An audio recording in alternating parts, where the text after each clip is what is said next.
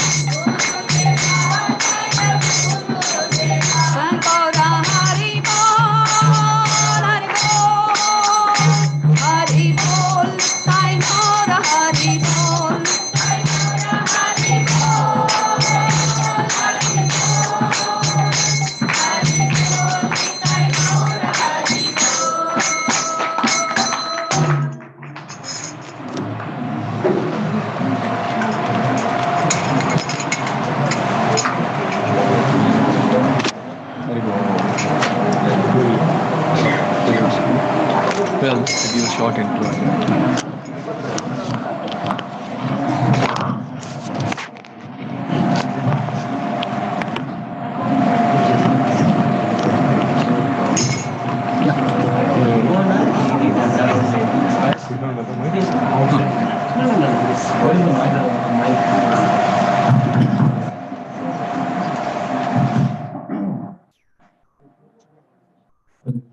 So welcome everyone for this very auspicious, very grand Navami celebrations.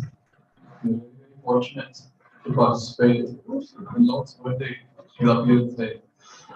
Very few people get this opportunity. Our birthdays we keep celebrating. But Lord's birthday is like everyone comes together and so much of seva. And today is a unique celebration because all of you have cooked with lot of love and devotion for the Lord, and that will be getting offered very soon. So we said Swamatsav, the festival of taste. So in spiritual life, we always taste first from the ears, and then from the tongue. So with that, we'll do that now. We have a very special personality who has come here to help us taste the nectar of Rama. So we have His Grace Vardha Krishna Prabhu amongst us. It's a great fortune to have him here. So as I mentioned in the message also, so almost close to 4 decades Prabhu practicing, 3 decades Prabhu practicing Krishna consciousness, and they are the pioneers here in Bangalore to start various preaching activities, various centers. So Prabhu and his good wife and his daughter, they're serving in ISKCON HBR layout. I'm sure you'll be seeing the darshan of Gandharvika Giridhari Sri Mahaprabhu in Narsimhadev. So they are the ones who will do all that wonderful Shringar. So as I mentioned in the message, so Prabhuji is currently serving as the temple president of ISKCON HBR layout, Gandharvika Giridhari Mandir, and also he's also one of the temple presidents in ISKCON Hyderabad. So he keeps going to and fro. Very difficult to get him for the program audience. Whenever we call, he's always there. Very good. He's one of the great inspirations for all of us. One of the great leaders. He goes around and his main thing is how to spread Krishna consciousness. All the time to keep thinking and all the time keep inspiring us. So I'm sure Lakshya agrees with me. He keeps telling me a lot about all the Krishna Prabhu and his wonderful activities. And the best thing about this Rama festival Prabhu being here is Prabhu likes Ram Katha a lot. He keeps reading about Rama and I keep hearing about that from Lakshya Prabhu. So we're very fortunate to hear from him on this auspicious day of Navami. So I request all of you that please utilize this opportunity and please hear from him very nicely. And after the class, you can interact with Prabhu. He'll be there. So let's welcome Prabhuji by loudly chanting Hare Krishna Mahananta. Krishna, Hare Krishna, Krishna Krishna, Hare Hare, Hare Rama, Hare Rama, Rama Hare Hare. Umajnanatimidandasya Gyananjana Shalakya Chakshurunmilitam Yena Tasmai Shri Gurave Namaha Nama Om Vishnupadaya Krishna Preshnaya Bhutale Srimate Bhakti Vedanta Swami Niti Namine Namaste Saraswate Deve Gauravani Pracharine Nirvishesha Shunyavadi Pasyatya Deshatarine Jai Shri Krishna Chaitanya Prabhu Nityananda Shri Advaita Gadadara Shivasadi Gaura Bhaktavrinda Hare Krishna Krishna Krishna Hare Hare Hare Rama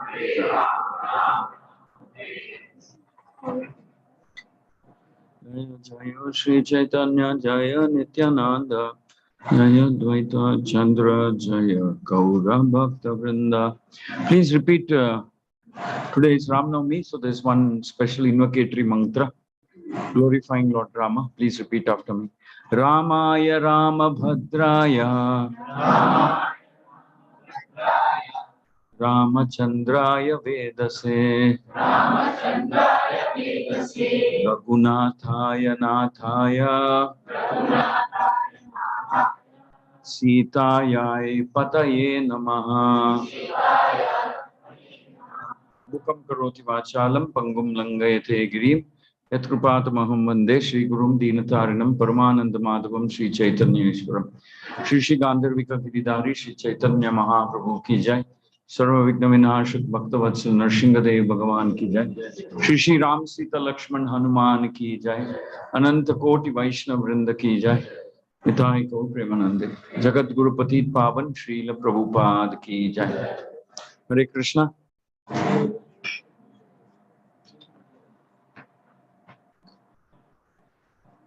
So the pandemic has become the endemic.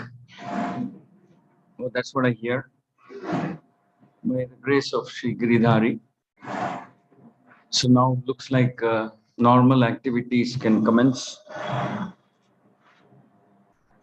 We had very big crowds in Giridhari Mandir also today. As I was leaving, I was observing very, very nice crowds. We feel so happy when a lot of people come to the temple. They have darshan of their lordships, they hear some kirtan, they go and serve the Gomata, they meet the devotees, they see the devotees, they take some prasadam. So it's very auspicious. And maybe they'll pick up some book, if not this time, next time. But they'll hear the Hare Krishna Maha Mantra and have darshan of the lotus feet of the deities, and they have darshan of Prabhupada. So their piety begins simply by having darshan of the deities. And today morning, we had first time in the history of Bangalore, they celebrated what is known as the Sri Rama Rath Yatra. On his birthday, we had fairly large gathering there also. It was held in the ICC temple area. We had literally a few thousand people turning up for the Rath Yatra. And the minister who organized all that said that we propose to have this type of a Rath Yatra every year. And in all the 27 assembly areas, constituencies of Bangalore city. That was pretty sweet to hear.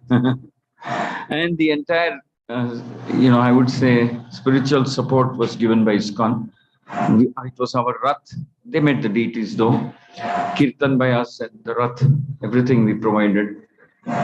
So, very nice. We're getting a chance to present Sankirtan is expanding. So, these are all favorable developments. Actually, it's said that if there are some sincere people who are chanting anywhere in the province, anywhere in the area, very auspicious things will start happening. There's one proof of this when Yudhishthira was there along with his 4 brothers in the kingdom of Virata. Virata king. Incognito. Incognito means he was in disguise, so he didn't want anybody to find out that it was Yudhishthira, Bhima, Arjuna, Nakula, Sahadev. But as long as Yudhishthira was present there, it is said that Virata province was flourishing like anything.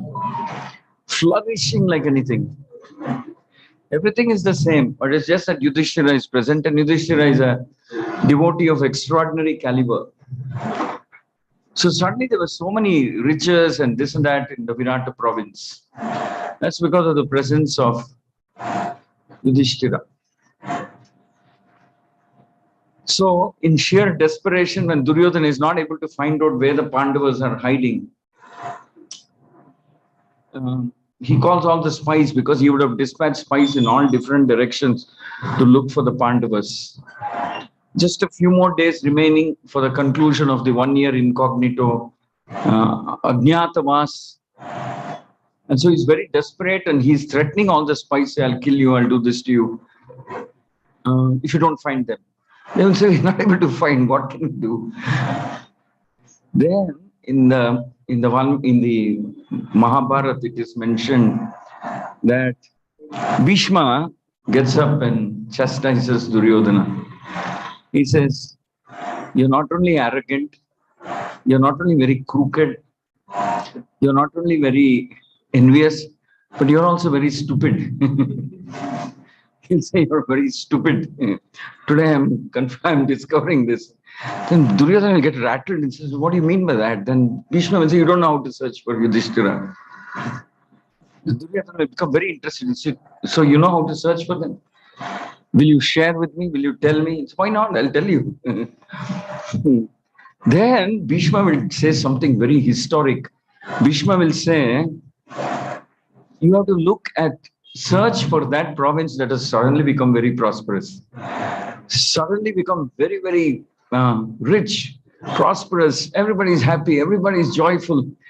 That province where there is no untimely death or disease or anything. And everything happening so perfectly, the rains at the right time, etc., etc. You look for that province and you can be sure and certain that the Pandavas are there in disguise like that. And then they make some calculations, and then they realize that their neighboring province, Virata, not too far away, it's like having the Pandavas in your neighboring house, in your neighboring flat, and not knowing about it, not discovering. Then they suddenly realize that Virata province has become extraordinarily rich and prosperous all of a sudden. And that is when Duryodhana decides that because time is too short, I can't send all these spies there. So best thing to do is attack the Virata province. So if the Pandavas are there, we'll all go. All of us will go. If the Pandavas are there, they'll have to come out in order to protect their host, Virata, king of Virat.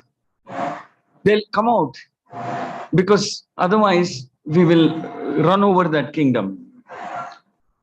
So that was his calculation. I mean, that way, militarily, strategically, it turned out to be a right calculation. So like that. So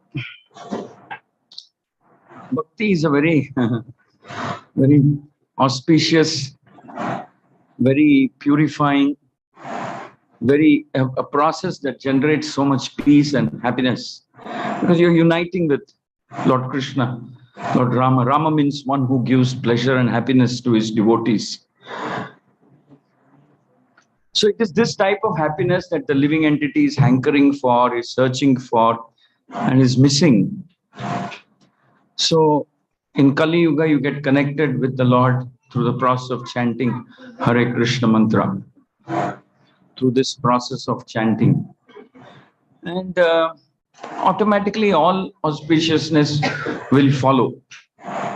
Because where the Lord is present, all the devatas also will automatically come there and be present. So this, what we are doing in a small way, opening different centers, Bhakti centers in different parts of the city, opening in different parts of the city is very auspicious because in different parts of this city, people will be chanting Hare Krishna, reading Bhagavatam, hearing the scripture, worshipping the Lord, having satsangs like this, having satsangs online also. I understand a lot of online satsangs happen under the leadership of Marthahalli leaders. So having satsangs. So these are all extremely auspicious. We don't realize that how many different types of diseases, accidents, calamities, risks and dangers and attacks we are being saved from simply because we have these beads in our hand and tilak on our forehead and beads chant, and then we read the Gita or the Ramayana, or rather, to put it all in one simple sentence, because we are surrendered to the mission of Srila Prabhupada and Lord Chaitanya. So many amazing things start happening in our life.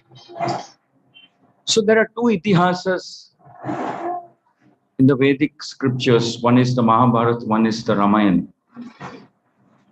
The Ramayana describes the pastimes of Lord Rama, how he appeared, why he appeared, what was his extraordinary leelas that he performed.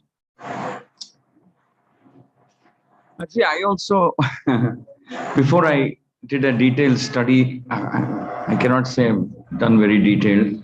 Ramayana is amazing. Before I read the Ramayana carefully, I also thought that it must be a pretty straightforward, uneventful pastime. He was born, he grew up, he was very dear to Dasharatha. Then Vishwamitra comes, takes him to the forest, he kills Tataka, comes back. Oh, no, he doesn't really come back. Then he goes to Mithila, gets married to, he lifts the bow, breaks it. I thought it was one of those pretty digital type of sequence. I mean, just, one event after another.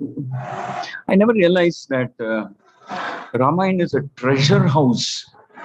It's a very treasure house of little nuggets of pearls. Nuggets is not the right word. Pearls, diamonds, pearls of Bhakti. Also shows that something that we will know only when we read the Ramayana carefully. The mood of the Lord in wanting to reciprocate very generously and lovingly with all his devotees. With all his devotees. How amazing, amazingly sweet pastimes are there hidden in the pages of the Ramayana. For instance, it is said that when Lord Rama was asked to go to the forest by his stepmother Kaikeyi, Lord Rama comes and Kaikeyi, in the presence of Dasharatha, tells him, you see, he is hesitating to tell you, but you know what? I have decided that this is the right time for me to ask for those 2 boons that he granted me. Out of the first boon, I am asking that you should go to the forest for 14 years. Out of the second boon, I'm asking that my son Bharata should be made the crown prince. And while she's saying that, Dasharatha is cursing her. Then Lord Rama asks Kaikeyi that, is that what you wanted to achieve? Then Lord Rama says, you didn't have to invoke the boons. He says, you could have just told me, I would have gone. Surprise. You didn't, I mean, it's like Kaikeyi tries to lock him, saying, boon, yaad rakhna. Lord Rama says, you didn't have that much faith in me that I would follow anything that you would say. You could have used the boon for something else later on, at any point of time. You could have just called me and told me. You could have just told me that this is what you have decided, that you wanted me to go to the forest for 14 years and you wanted your son Bharata to become the king. I would have gone. And by the way, you didn't even have to call me for this. You just sent your servant saying, Mother Kaikeyi wishes that you should go to the forest for 14 years. And in your place, Bharata will become the crown prince. I would have happily gone. What do you think of me? What have you understood about me? You think by asking me to go to the forest and giving the position that was due to me to Bharata, I'll become unhappy or sad? Is that what you have understood about me? You don't know how much, do you understand how much I love you, how much I respect you, how much I worship you, what you mean to me, and what Bharata means to me? If this were to go to Bharata, you think I would be unhappy? I'll be very, very happy. I'll celebrate.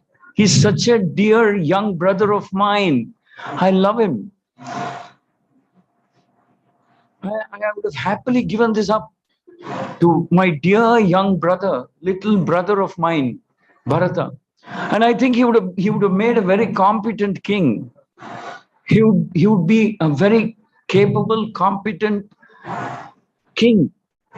People would have loved him. I would have loved to see him like that. And by the way, what about you? You can just order me to do anything. Has there been any instance where I've gone against your words? Even once. Such a thought also does not cross my mind. But yes, I'm a little concerned about Dasharatha, my father. I'm not sure how he will take it. But even then, I believe that you know, whatever destiny, you're there. He'll manage to overcome his separation from me. So this was Lord Rama's reaction when Kaikeyi asked him to go to the forest. So one of the qualities of the Lord is mentioned that he is anasuya. Anasuyaka. That means he's free from envy. And he's a genuine well-wisher. Actually, well-wisher is a very mild word. You can't apply that word to Lord Rama in his dealings with his devotees. Well-wisher means, I'll send you a note when you're in the hospital. I wish you well. I wish you get better. And if there's anything, let me know. And he's secretly thinking, I wish he doesn't call me for anything. He will say that. What if he asked me and then... Well-wisher is actually a very mild word when it comes to explaining what Lord Rama feels about his devotees. Lord Rama is very intensely attached, very intensely protective about his devotees, very lovingly protective and caring towards his devotees. So he's also, by the way, anasuyaka, which means he's free from envy. He's a person who's absolutely free from envy. One of his main characteristics is that his happiness is generated by the happiness of the people around him. You get what I mean? Normally, we want to be happy. We are terribly self-centered people. Very, very self. Rama was not like that. He looks around and he sees so many devotees and family members. He says, if all of you are happy, I'm peaceful, I'm happy. That's what makes me happy. And that's what I want to achieve. That's what I want to see. And Kaikeyi, see, that's the problem. That's the contrast between somebody who's envious and somebody who's not. Kaikeyi was very scared.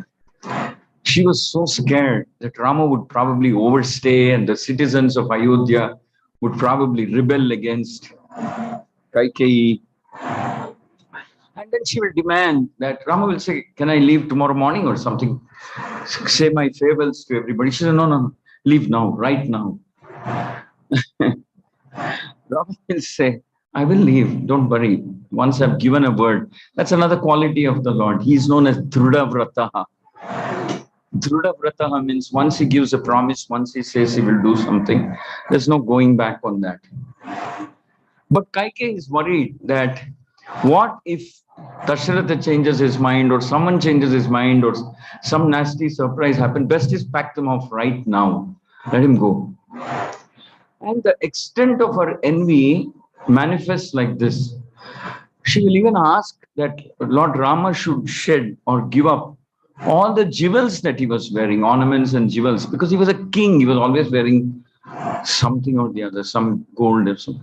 She will say, no, you just don't have any of these. That's the flip side of envy. That's what envy can do to somebody. So Rama will say, all right, doesn't matter. And he will remove everything that he has, and Sita Mata also will remove.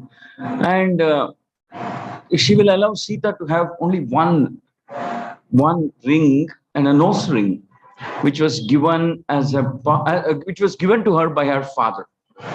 So, all right, that you can probably take with you. So this is the contrast. Rama is saying, all right, you take whatever you want. And then 14 years later, of course, we know the story that Dasharatha felt so much ashamed, hurt, that his careless behavior is what caused Rama to be banished to the forest. He died a very heartbroken man, that not only was he missing Lord Rama, but it was his mistake and the promise that he gave to Kaikeyi that resulted in all this. So he is very heartbroken and deeply hurt. And he dies out of separation from Lord Rama and sense of feeling ashamed at what has happened. So years later, after Lord Rama becomes victorious over Ravana, his mission is completed in terms of eliminating Ravana and liberating Sita. So all the demigods, all the devatas will appear there, and they will bless. No, bless is not the right word. They will thank the Lord. They will appreciate him. They will glorify him, and they will thank him. Thank you for ridding this world of a very powerful, strong asura by name Ravana. We are very grateful to you. Lord Shiva, Lord Brahma, especially these two personalities will come and offer their gratitude and appreciation.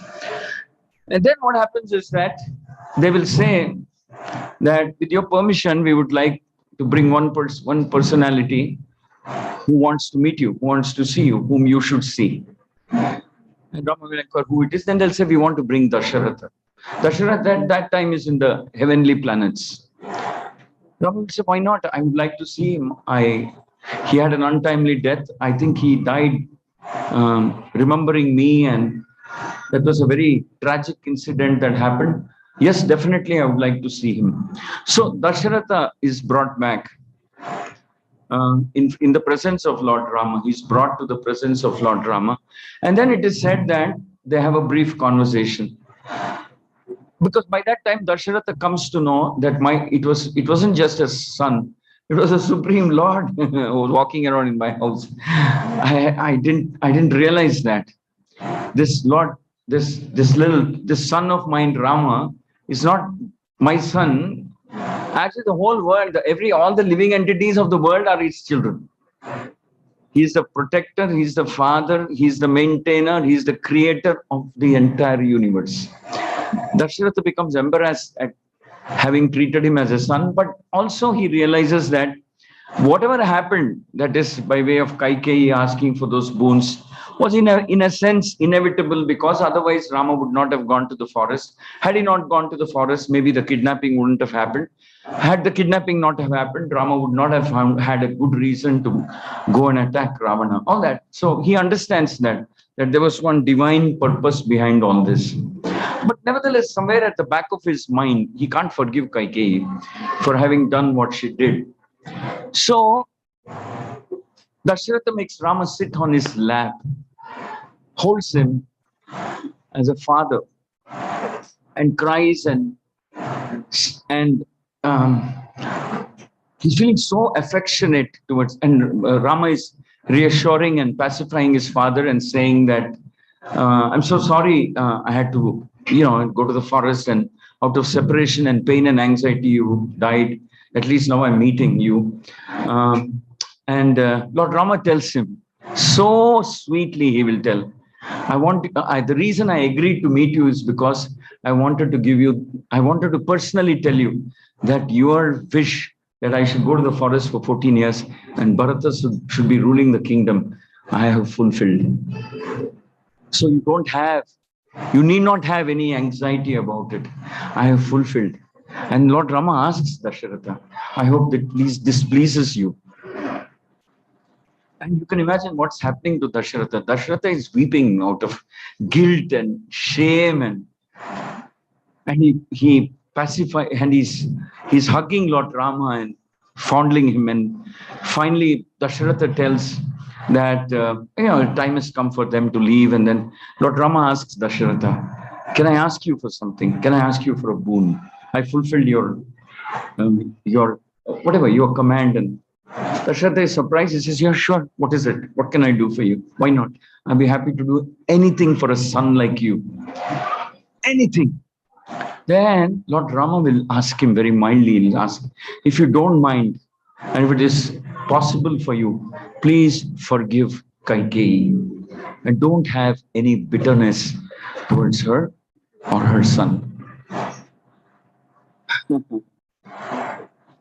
This is Lord Rama. This is the meaning of Anasuyaka, somebody who doesn't have envy. This is the special quality of the Lord. And I said this, that until we read the Ramayana carefully, and as preferably under the commentary of a Vaishnava Acharya, many of these things may not even register. Especially nowadays, if you read the abridged version of Ramayana, They just kind of gloss over all these kind of incidents and. But this is not Rama. This is the Rama that we all are worshipping. This is the Supreme Lord. This is what I said, that there are so many intense moments of loving exchanges between the Lord and his devotees. And there are things like this right through the Ramayana, right through the Ramayana. It is said that when Lord Rama was going into the forest, he was riding a chariot driven by, Sarathi was Sumantra. Sumantra was the minister in Dasharatha's cabinet. Dasharatha orders, at least take him and escort him into the forest. This is the last service I can do in this lifetime to Lord Rama. Dasharatha is speaking in that language. So I don't know how long I'll survive. And by the way, I don't want to survive. After Rama is gone from my life, what is the use of living? What is the use of serving? What is there? What purpose is there to be achieved? My only purpose of staying alive was to serve Rama, and then now he is gone. And bitterly, I've been betrayed and bitterly cheated by this wife upon whom I had special affection, Kaikeyi. Dasharatha had special affection for her. Then he blames himself. He says, I'm an incompetent king. I trusted the wrong person in my life. And he says, let everybody in the future learn this lesson and never to, never to become victim of lust or something like that. He's cursing himself. So it said that Sumantra is driving Lord Rama. And then after some time they look behind and then they see practically all the residents of Ayodhya are walking out of Ayodhya and accompanying the chariot. There are some who are able to keep pace with the chariot, some who are walking slowly, some who are sort of, getting left behind. And some elderly people are walking in front. And as the chariot is passing by them, the youth, the younger ones, are pushing these elderly people away because they're obstructing. The elderly ones don't walk so fast. So Valmiki Ramayana explains that Lord Rama becomes so affected by this, by how these elderly people are being treated and pushed. He asks Sumantra to stop the chariot, gets off the chariot, and walks with these elderly people. He says, I can't see this happening. I don't want anybody, even in the rush of having desire to follow me, mistreat you in this manner. I can't see this. I don't want to see this. He says that and starts walking with them. So like this, of course, later on, we know that after they cross the river, they don't quite cross the river. They come up to the river bank, and Lord Rama realizes that he's not going to get rid of them so easily. He wants them to go back. He says, it's not for you, whatever. I'm the one who's supposed to go to the forest. What will you do coming with me? And then he says, what will Bharata think? Not only I walked away, but I emptied the whole Ayodhya, took everybody away. What will people talk about me? Only three of us will go, me, Sita, and Lakshmana. Only the three of us will go. But he cannot convince them. This is one of those incidents where they directly disobey the command of the Lord. They say, no, we will not follow you. We will follow you, but not follow you.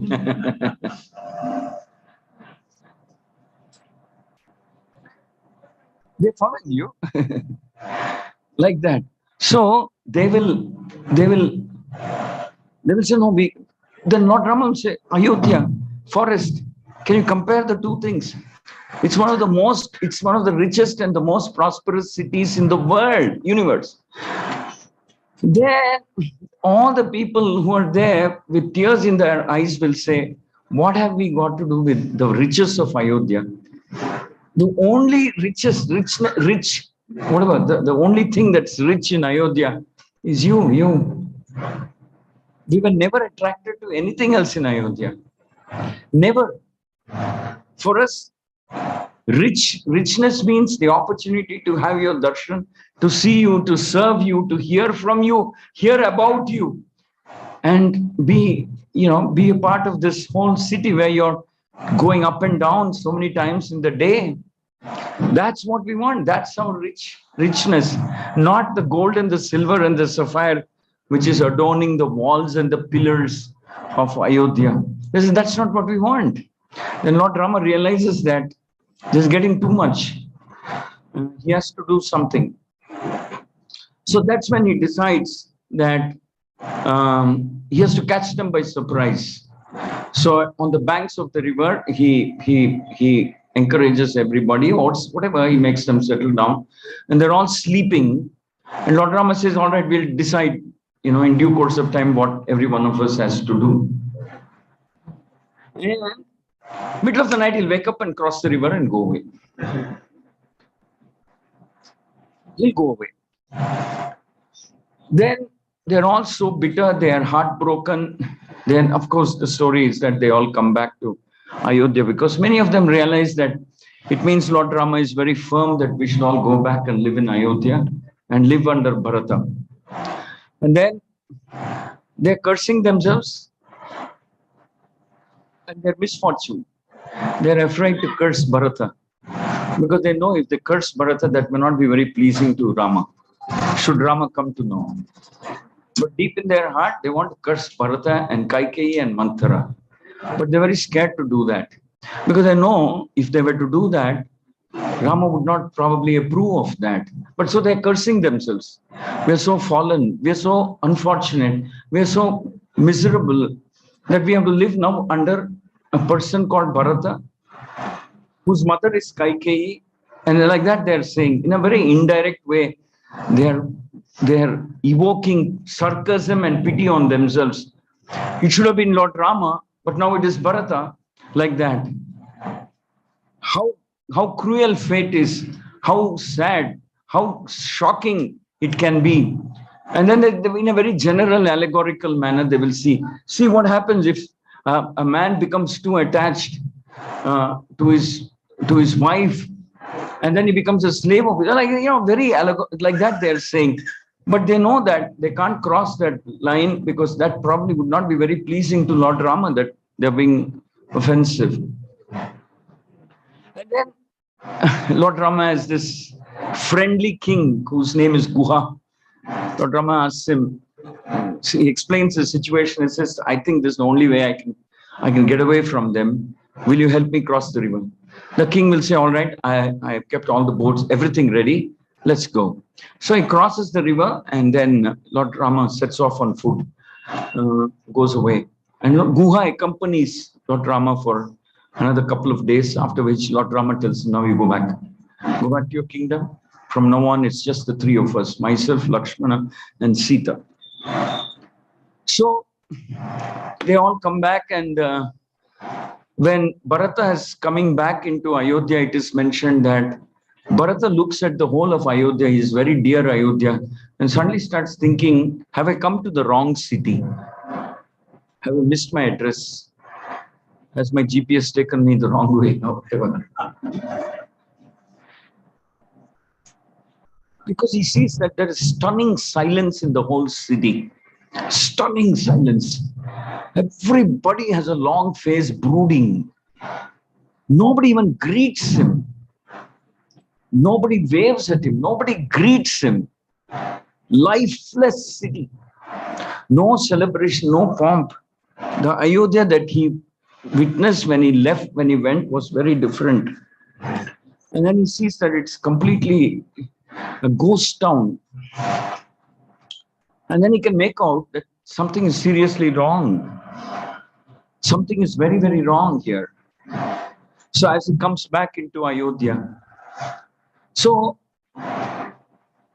actually that was how we were also living before Krishna consciousness came into our life. I mean, externally it may appear that we have something to hold on to, some money, some property, some house, some this, some that, some job. But deep down inside in our heart, it's all vacant. It's completely empty in the absence of bhakti in our heart. So we should be very, very grateful to Prabhupada, who followed the instructions of the Guru Parampara, Lord Chaitanya. And in um, in in bringing Krishna into the hearts of so many living entities all over the world, and he continuing to do it through this institution called ISKCON. So, otherwise, we were, I mean, for many millions of lifetimes, it is said that we were chasing this kind of things. Better social position, better financial position, better power, authority, or this and that. Yeah, please come in front. All of you, more in front, maybe up to here. Instead of doing it in installments, you do it one shot. So that is what was missing in our life. And Srila Prabhupada brought it into our life by giving us the Hare Krishna mantra, the Grantha. Actually, it is said that the course of the journey of the soul can be changed only by a guru, by an acharya. And hence, in the Vedic scripture, it is mentioned that that is the real birth.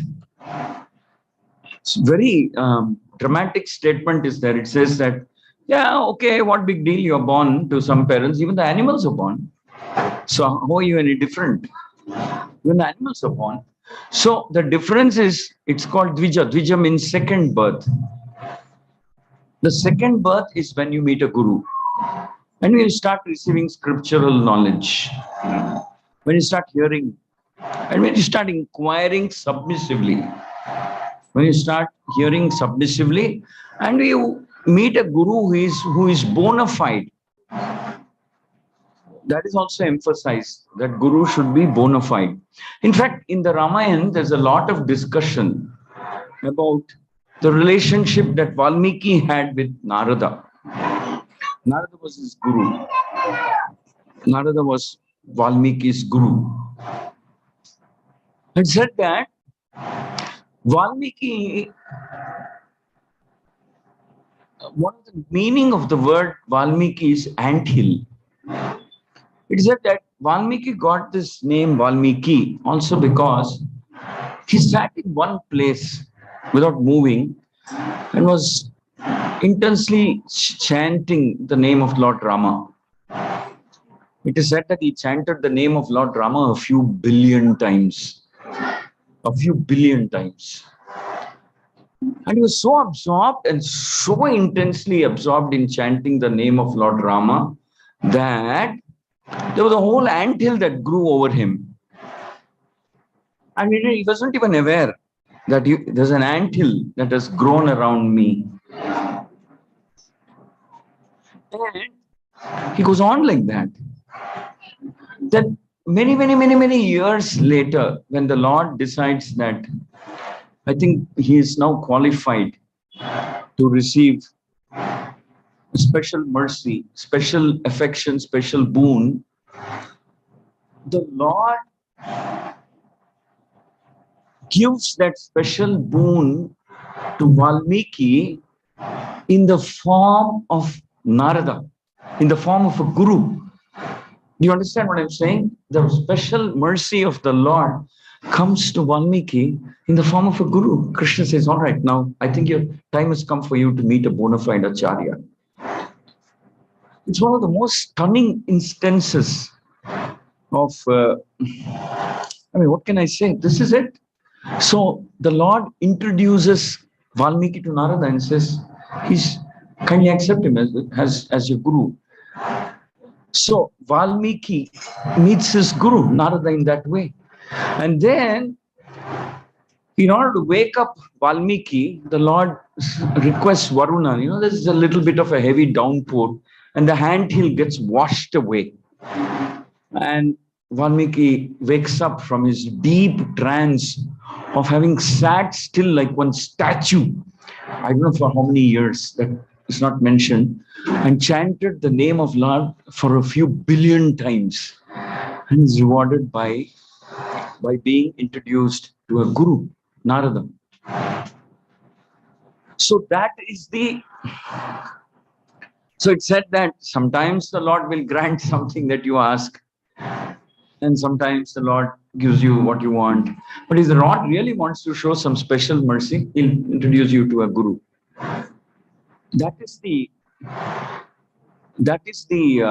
actually that is the background to Valmiki becoming empowered to write Ramayana. He gets to meet his guru Narada, and then who is this Narada? It's as a preamble to the Ramayana. There is some description of the greatness of Narada also. It is said that the word Narada, see the word Nara means, it's actually a short form of Narayana. Narayana. It's a short form of Narayana. Sometimes the word Nara is used to indicate the Supreme Lord Vishnu. And the word Narada, Da means giver of, So Narada got that name because he would give Narayana to his disciples. Giver of Narayana. That's how we got the name Narada. So Narada, by the way, is not some ordinary soul either. He was an extraordinary personality. Very, very pure, very focused. In the sense that Narada is only thinking, how can I not just give the holy name in that sense. Narada is thinking, how can I, there is another meaning of the word, there is another phenomena that happens when one accepts a bona fide guru. Okay, now we understood what happens when you get mercy of the Lord, special mercy of the Lord. What about when you get the special mercy of your guru? What happens to you? What happens to you when you get special mercy of your guru? So, Get Narayana. Yeah, you get Narayana. But in the Ramayana, in the preamble to the Ramayana, on commentary to the Ramayana, it's mentioned that Harikshatra says you get Narayana. That is true. But it is explained that the bona fide guru, when he's pleased with your, and directly it is mentioned, when the guru becomes pleased with your sincerity, with your submission, which means you stand like a fool in front of your guru and say, my dear Lord of my life, please tell me what to do and I will do. That's all. So when you win the heart of your guru by your genuine submission and sincerity, what does the guru reward you with? It is said that the guru will reward you with liberation, mukti. Now, the meaning of the word liberation or mukti, when it is in a common parlance, if it is understood, mukti means liberation.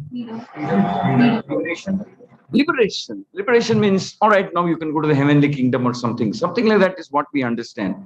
But it is explained in the context of Valmiki's relationship with Narada that Valmiki gets blessed with mukti, means he becomes liberated from any other interest, from having any other interest other than serving the mission of his guru. He becomes liberated from any other form of interest other than wanting to submissively, sincerely serve the mission of his guru. That's what the guru blesses, when the guru is sufficiently satisfied. So, there is this whole thing about Narada's relationship with Valmiki and how Valmiki came to be empowered to compile the Ramayana. It's not some, there's a deep, intense recognition of Valmiki's intense quality of surrender. Now, then again, there's another explanation of the word tapaha. Tapa means austerity. Austerity. Tapasya, they say, performing tapasya. So we've seen what happens when the Lord wants to show extra mercy. We've also seen what happens when the Guru wants to show extra mercy. But there's also qualification of the disciple. the disciple has to perform tapasya. Tapasya means something that's very demanding and very intense and demanding. Now, what is that tapasya that is expected from the side of a disciple? That's also explained. The tapasya that is expected from the side of a disciple is that he is absolutely submissive and surrendered to his guru. That is the tapasya. It's said, actually, there's a discussion about different forms of tapasya. Tapasya means doing something which is very, I'm sure you understand, all of you. Tapasya is also, it's there in Kannada, it's there in Hindi, and so on. So something that's very challenging to do. Auspicious, good, and challenging to do. So it is said that among all the forms of tapasya, such as giving charity very, very liberally, generously, refraining from eating for several days and performing some vratas and all that. It is said that the most auspicious and the most beneficial type of tapasya a living entity can perform is to intensely pray for a bona fide acharya to come into his life and prepare himself to surrender and be very submissive to that acharya. Completely surrendered and very submissive to that acharya. It is said that that tapasya is very auspicious, very attractive to the guru, in the sense that the guru becomes attracted to somebody who's like that. He says, good disciple, he will make progress, he will advance. Others have a long way to go. This person, because of his absolute submissiveness, sincerity, and surrender. I have to use the word surrender because that is what is mentioned in the scriptures. Because sometimes in the current day scenario, we don't like this word surrender. Why should I surrender?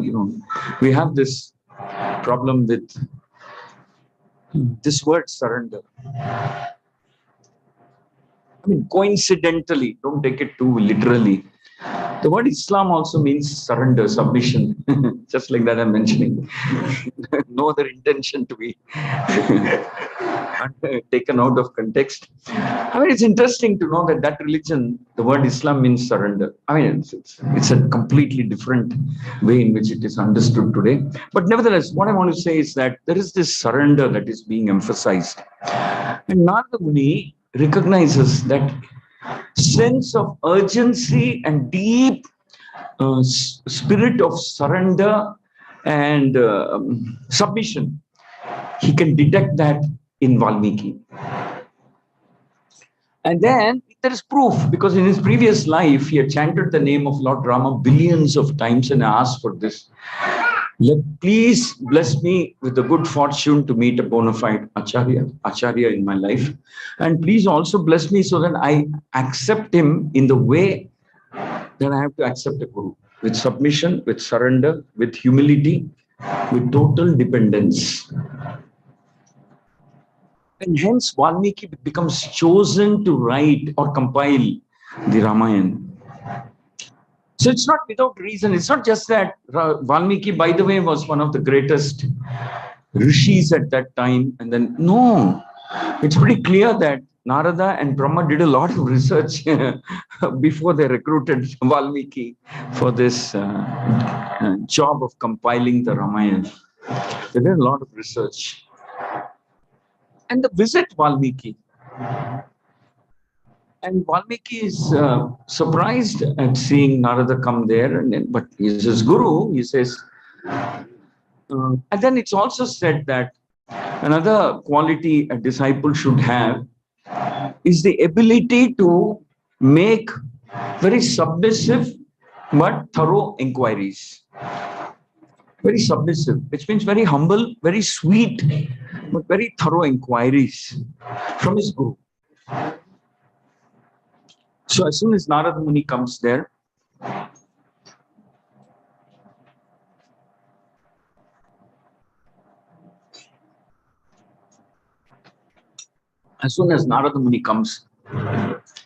Valmiki is asking him to, presents him a seat, goes through the whole formality of receiving his guru very respectfully, lovingly, and then gives him an asan, and then takes permission from Narada Muni. Can I submit some questions to your grace, your divine grace?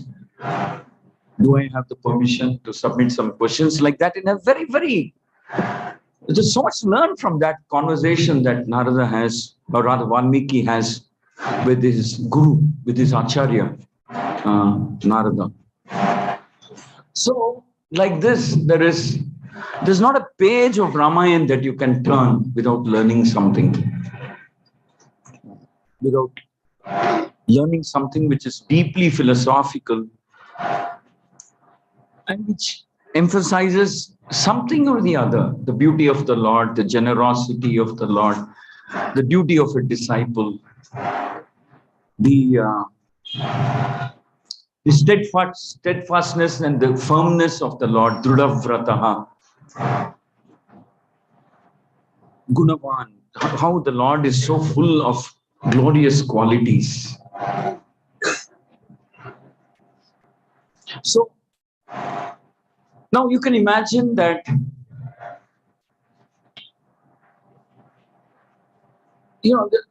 just to show that how much everybody fell in love with Lord Rama.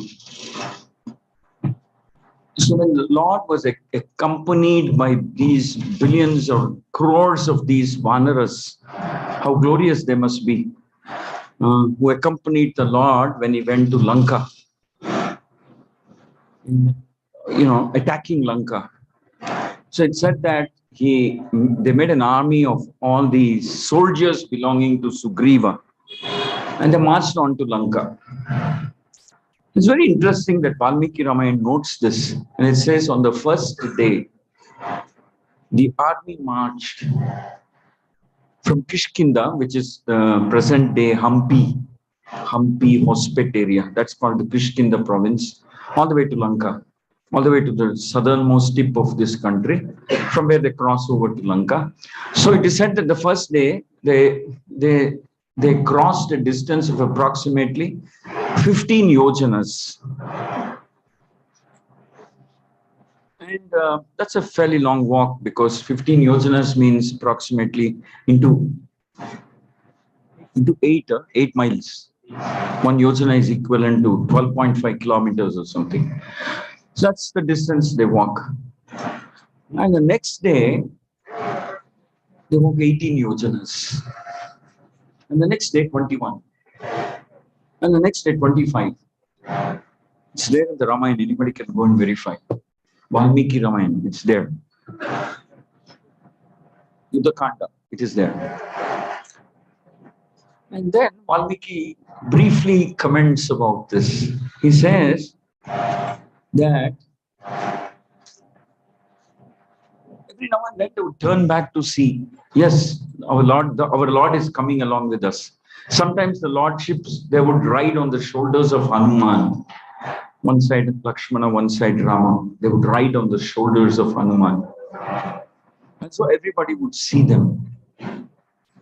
And they're so happy, they're so absorbed, they're so thrilled simply to see the divine form of Lord Rama, simply to see, simply to have his darshan.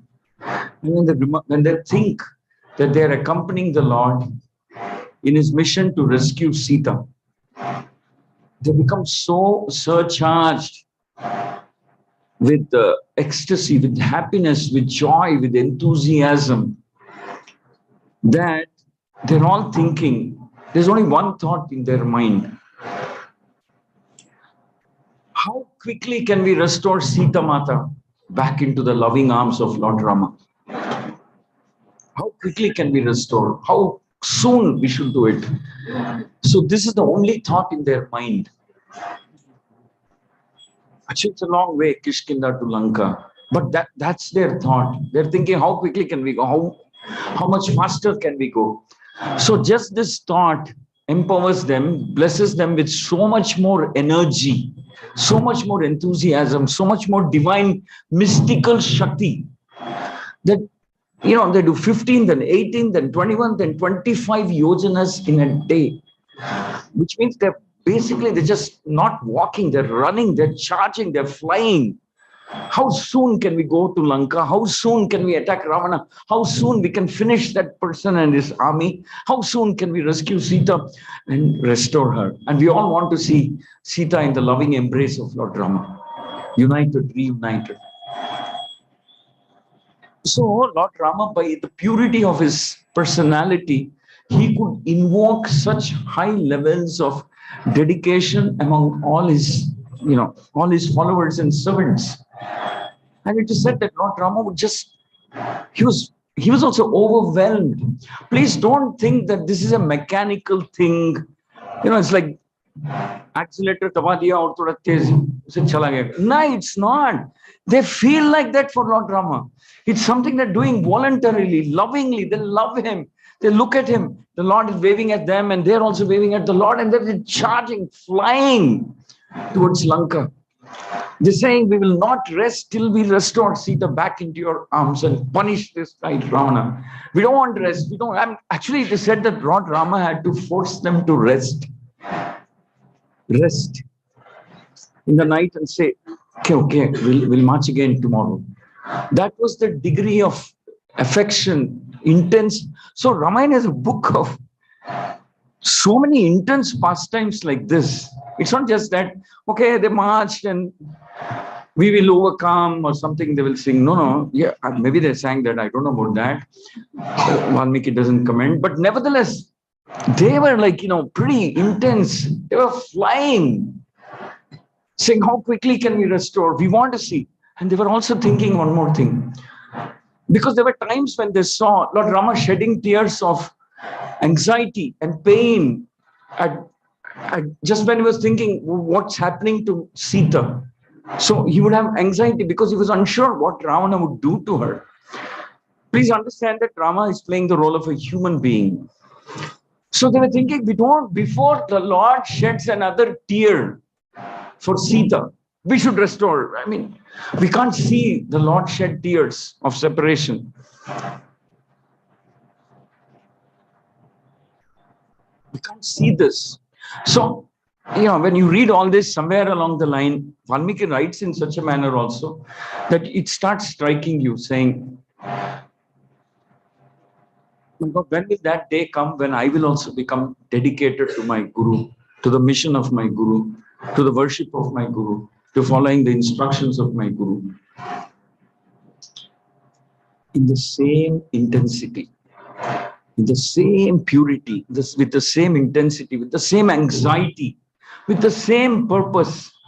So they're thinking before the Lord sheds the next tear of when he thinks about Sita, before he does that, we should complete this.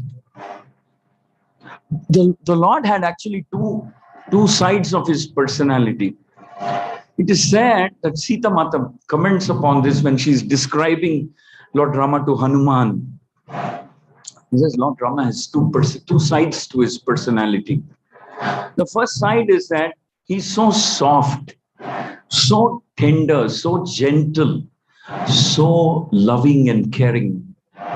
So tender, so loving and caring that when he sleeps on my lap, he used to do that in the forest in Chitrakoot, sometimes a leaf would come and settle down on his body, or a flower would fall off from the tree and come in the wind.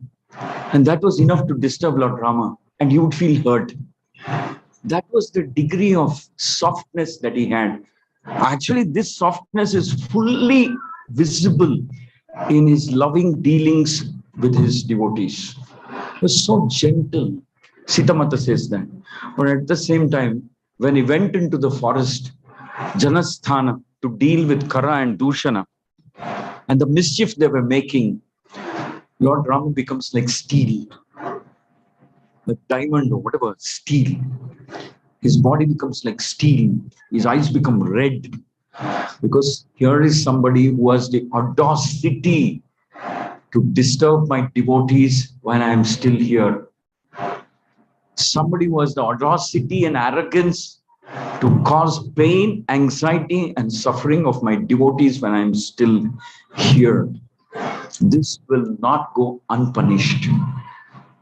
So Sita Mata mentioned that there are two sides of this great personality called Rama. So that is the way the devotees also dealt with Lord Rama, and that is the way the Lord reciprocated. But Rama was so angry at the Karan, Dushan and 14,000 of his followers that they were harassing the devotees in the forests who were performing yagyas and for the larger benefit of mankind. He says, you don't deserve to live. You don't deserve to live. Today, remember whatever you want to remember. Think of whatever you want to think. This is your last day on this world, in this world. That is how strong and determined he was. Bibhyati Devaha, it is said, one of the 16 divine qualities of Lord Rama. Bibhyati Devaha means when the Lord decides to don that mood, nobody can withstand, or rather nobody can oppose him. It's impossible for anybody to oppose him. So like that, basically, Srila Prabhupada had mentioned a few times that if you all give me the time, I would like to translate Ramayana also. But somehow that never happened. So some of his disciples have translated and presented the Ramayana. So on this day, we should also pray to Lord Rama, saying that we also want to serve. You had a big army of Vanaras. Now we are an army of Lord Chaitanya's movement. We are members of this army of the Sankirtan army. So we should pray to Lord Rama, saying, please bless us so that we take up this opportunity with that same level of intensity, same level of purity, with the same level of, determination. And dedicate ourselves completely. I mentioned to you what is the meaning of the word liberated. What is the meaning? Mukti. Mukti means? Liberated from honor and desire other than to serve. That's it. Other than to serve the Lord, serve the Guru and the mission of the Guru with complete dedication, intensity. That's the real meaning of the word liberation. So we should pray to the Lord that please grant me a little bit of that. And let me serve, let me become a member of Lord Chaitanya's Sankirtan army. Hare Krishna, Hare Krishna. Krishna Krishna, Hare Hare.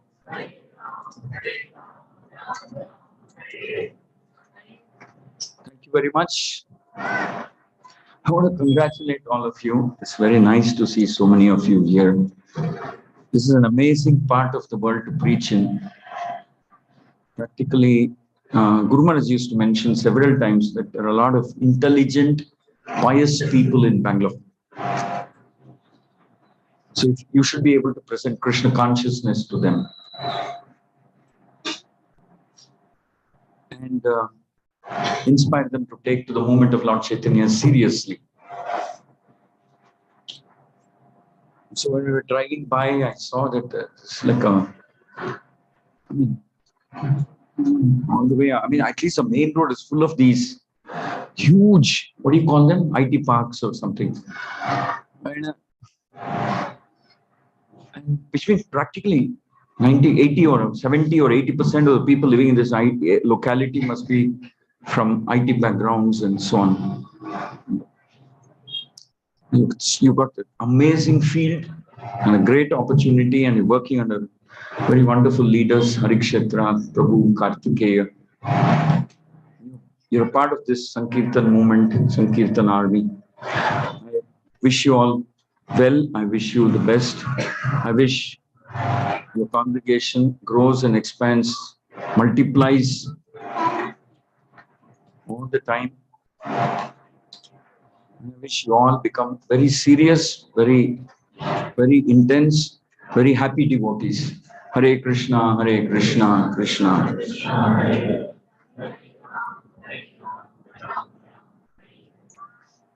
Hare Krishna. Any? Yeah.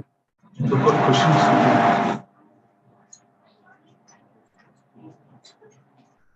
Thank you very much for such detailed enlightenment class.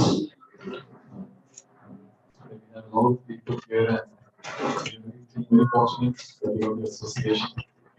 So I request everyone to please express gratitude and let's thank you for such an enlightenment class by chanting Hare Krishna Mahamantra. Hare Krishna, Krishna Krishna, Hare Hare, Hare Rama, Rama, Hare. So from morning, Prabhu is traveling to different places. From ISKCON HBR layout, he went to ISKCON South Bangalore.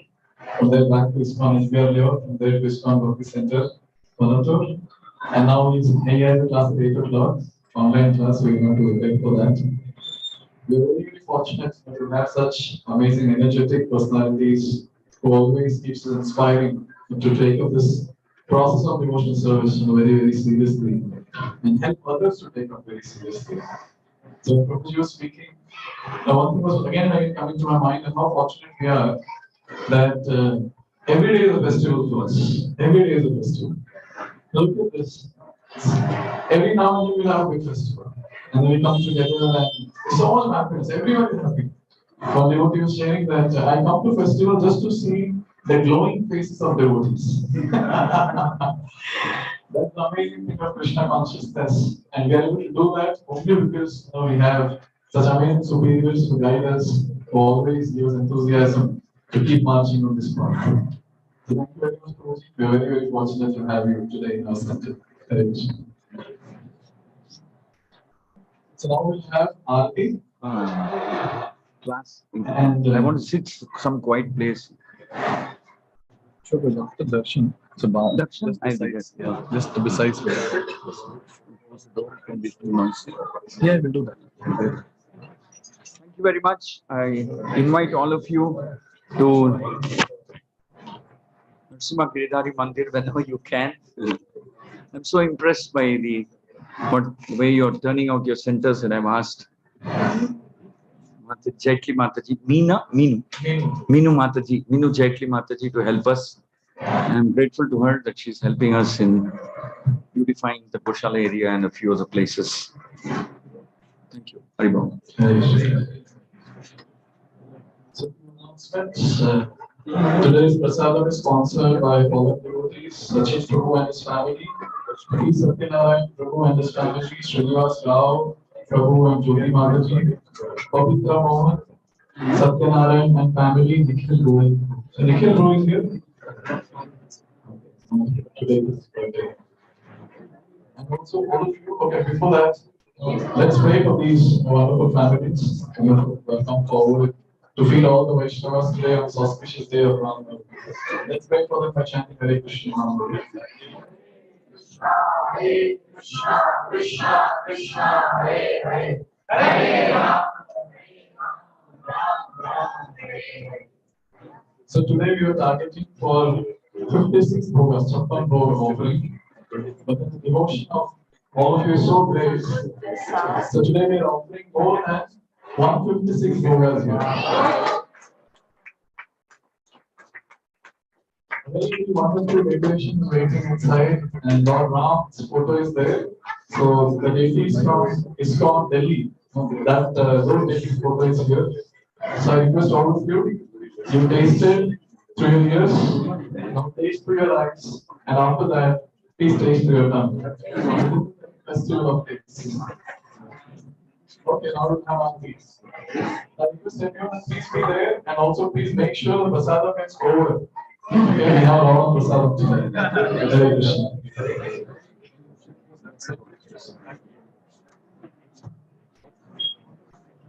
He's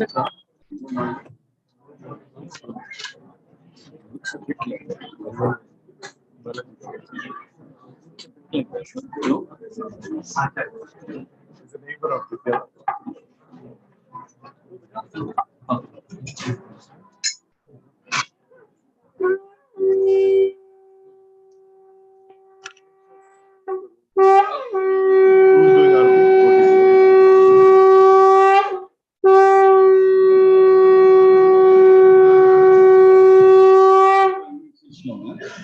Just Or else they'll not be able to see. You can take darshan and one take. This is my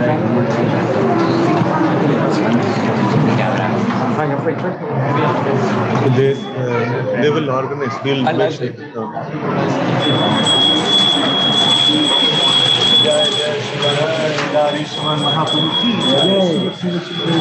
Shrikant विकार गिरिधार श्रीमद महाप्रभु की लक्ष्मी नरसिंहदेव अनंत देव की सीताराम लक्ष्मण भक्त हनुमान की पंचतत्व की जगत गुरु श्रील प्रभुपाद की राम नवमी महोत्सव की First time வரீங்களா போங்க? First time. I'm not coming back. Son, just go. So he will arrange and he will let me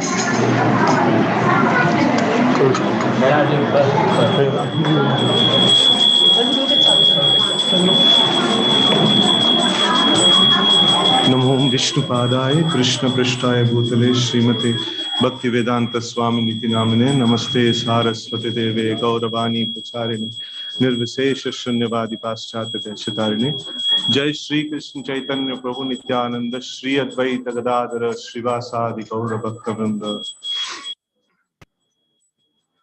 Hare Krishna Krishna Krishna Hare Hare Hare Ram Ram Ram Hare Hare Hare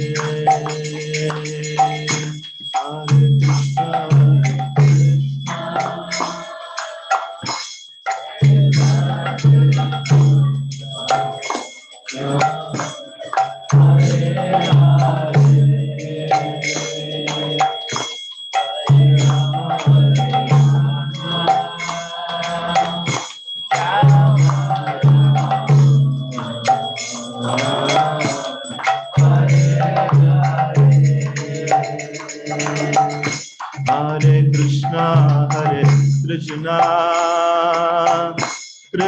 Krishna Krishna Hare Hare Hare Rama Rama Rama Hare Hare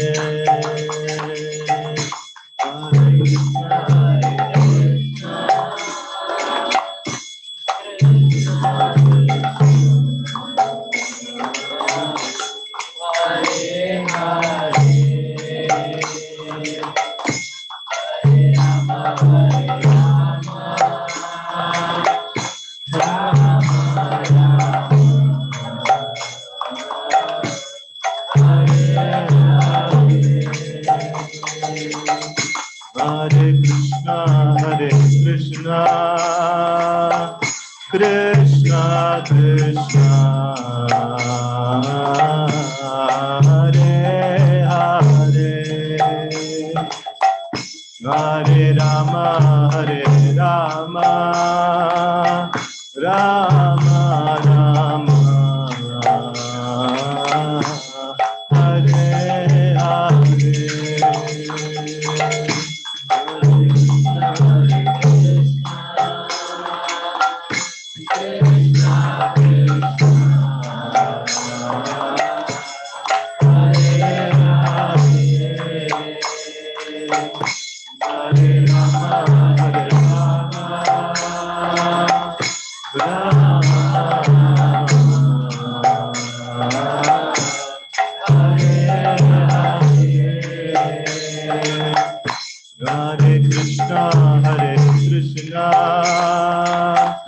Krishna Krishna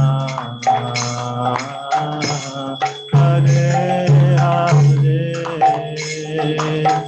Hare Rama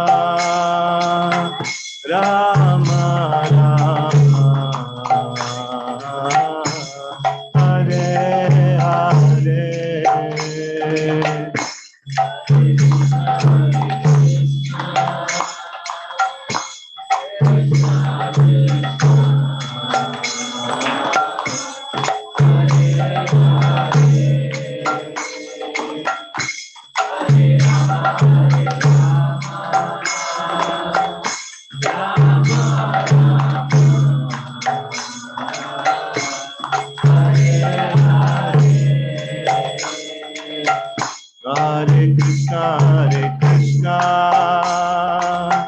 Krishna Krishna Hare Hare Hare Rama Rama Rama Rama Hare Hare Hare Krishna Krishna Krishna Krishna Hare Hare Hare Rama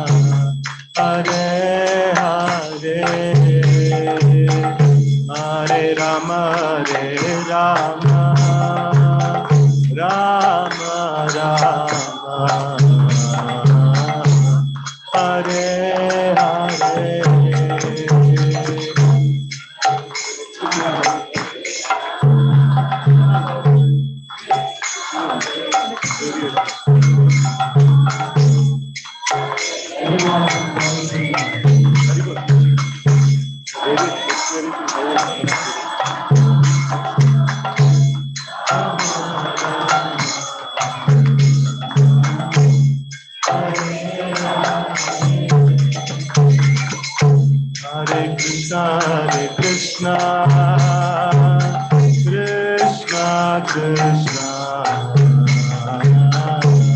Hare Hare Hare Rama Rama Rama Rama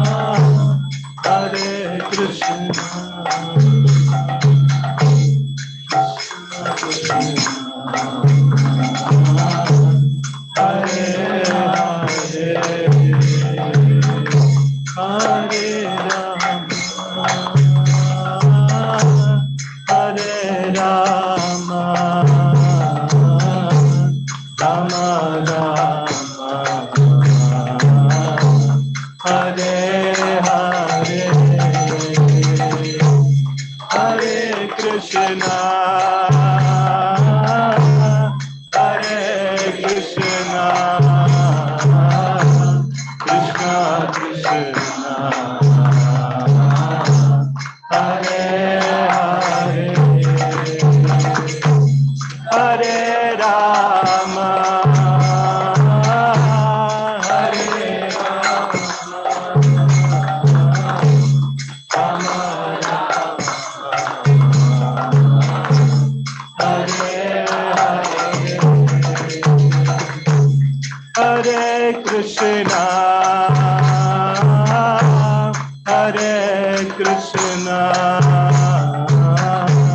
Krishna Krishna Hare Hare Hare Rama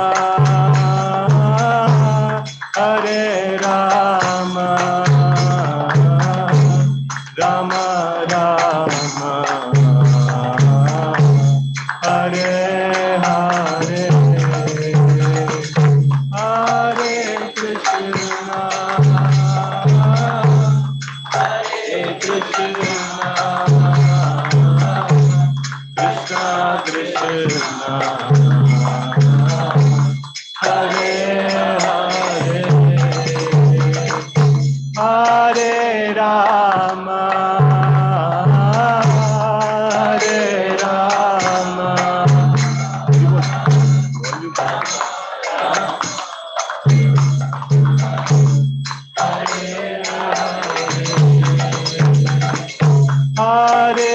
Krishna, Hare Krishna, Krishna Krishna, Hare Hare, Hare Rama, Hare Rama, Rama Rama, Hare Hare, Hare Krishna, Hare Krishna,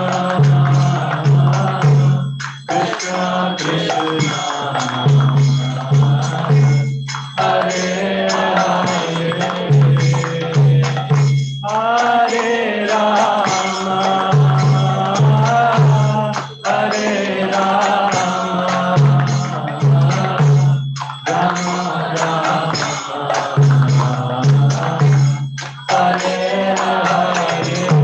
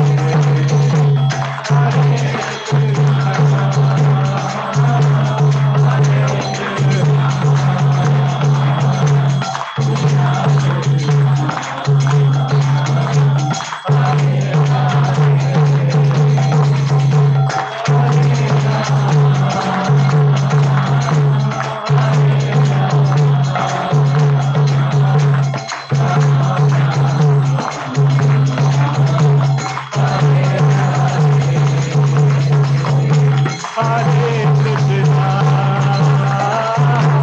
Hare Krishna, Krishna Krishna,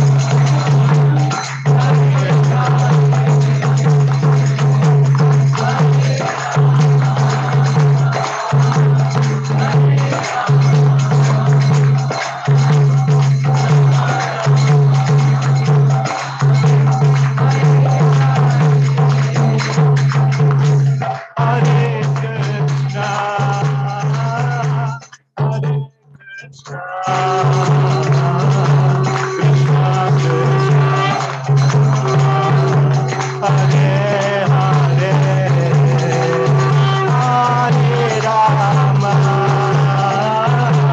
Hare Rama, Rama Rama, Hare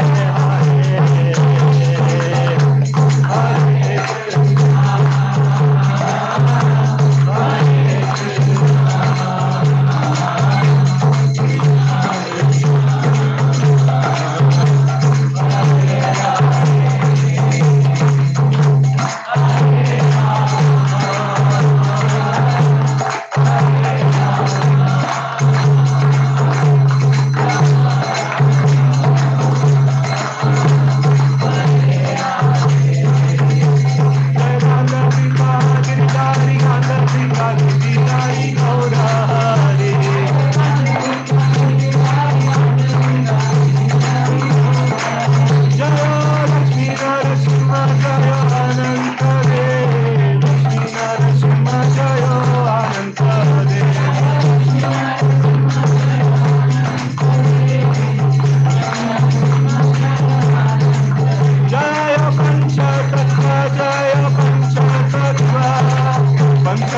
जय पंचतत्व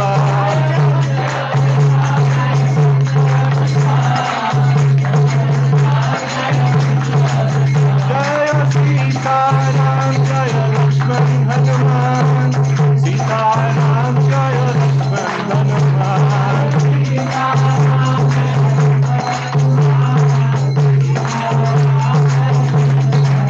जय सीताराम जय लक्ष्मण हनुमान सीताराम जय लक्ष्मण हनुमान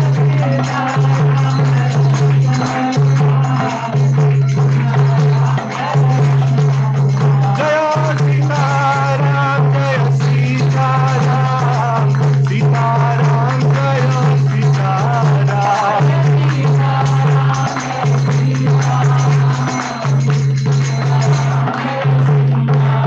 जय सीताराम जय सीताराम सीताराम जय सीताराम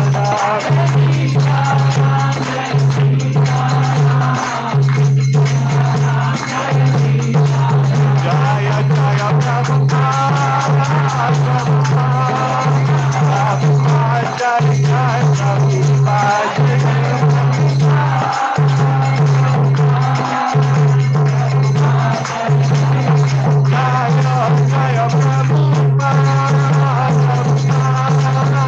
प्रभुपाद जय जय प्रभुपाद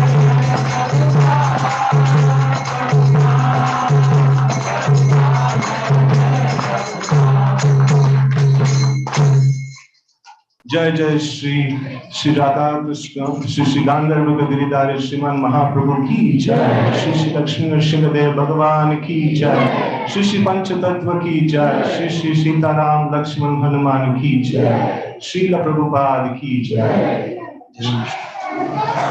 जय विष्णुपाद परमहंस परिव्राज आचार्य अष्टोत्तर शत श्री श्री भक्ति वेदांत स्वामी महाराज श्री प्रभुपाद की जय अनंत कोटि वैष्णव वृंद की जय रामाचार्य श्री हरिदास ठाकुर की जय प्रेम से कहो श्री कृष्ण चैतन्य प्रभु नित्यानंद श्री अद्वैत गदाधर श्रीवासादि गौर भक्त वृंद की जय श्री श्री राधा कृष्ण गोप गोपनाथ श्याम कुंड राधा कुंड गिरि गोवर्धन की जय ब्रजभूमि वृंदावन धाम की जय मायापुर नवद्वीप धाम की जय पुरुषोत्तम क्षेत्र जगन्नाथपुरी धाम की जय गंगामयी की जय यमुनामयी की जय भक्ति देवी की जय तुलसी महारानी की जय समवेत गौर भक्त वृंद की जय all glories to assembled devotees all glories to assembled devotees all glories to assembled devotees all glories to Sri Sri Guruvan Gauranga all glories to Srila Prabhupada Jai Srila Prabhupada Navami Mahotsava ki jai. Thank you very much for your wonderful enthusiastic participation. The presence of all of you has made this the event a very grand event. With such amazing loving Bhava offering in front of the Lord, also now it's Prasad is ready for all of you. So now we will be offering flowers. So you all know for the table kept here. So keep the flower on this table. Don't go near the altar. Lots of hands are there. So you just fear for the fire accident. So make sure that you are keep it on the table. 1,800.